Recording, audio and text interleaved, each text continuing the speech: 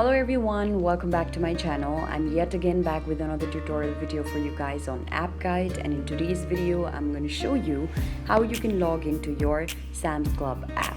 So for this, first of all, make sure that you've already downloaded the Sam's Club app on your mobile device and then head over to the app. As the app loads, you will land on an interface that looks like this, that shows the home page, where you can see that on the bottom side there's an option that says account. Go to account and then tap on the sign in button. As you tap on the sign in button, you will now be led towards an interface where you'll have to enter certain credentials in order to log into your account.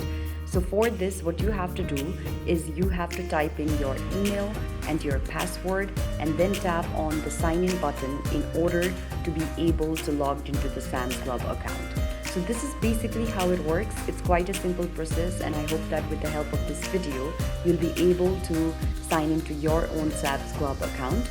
If you found this video helpful, don't forget to give this video a big thumbs up, share, subscribe to our channel, and also please hit that bell notification so that you get reminded each time that we come up with a new tutorial video.